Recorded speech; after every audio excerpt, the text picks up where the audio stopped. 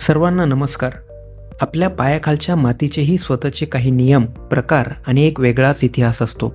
आज आपण बघूया नागपूरच्या अशा एका महत्त्वाच्या जागतिक दर्जाच्या संशोधन संस्थेला, जिचे नाव आहे national bureau of soil survey and land use planning. मित्रांनो, ही संस्था ICAR अंतर्गत काम करते आणि याची स्थापना 1976 मध्ये झाली. सोप्या भाषेत सांगायचं तर आपल्या संपूर्ण भारतातील मातीचे नकाशे तयार करण्याचे आणि मातीचा योग्य वापर कसा करावा हे ठरवणारी ही सर्वात मोठी मज्जा संस्था आहे. इथे चालणाऱ्या संशोधनावर मातीचे भविष्य ठरवले जाते. जसा आपला पासपोर्ट असतो तसाच देशातील प्रत्येक मातीचा एक युनिक प्रोफाईल असतो. इथल्या प्रत्येक डिव्हिजनमधली शास्त्रज्ञांची टीम सॉइल सर्वे सोबतच रिमोट सेन्सिंग आणि GIS तंत्रज्ञानाचा वापर करून जमिनीची तब्येत तपासतात.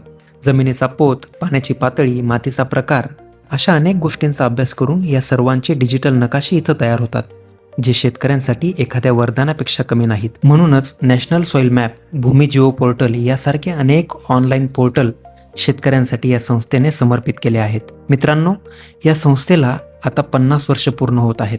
आपल्या शेतीचा आणि मातीचा पाया मजबूत ठेवण्याचं काम गेल्या अनेक वर्षांपासून इथे अविरत सुरू आहे.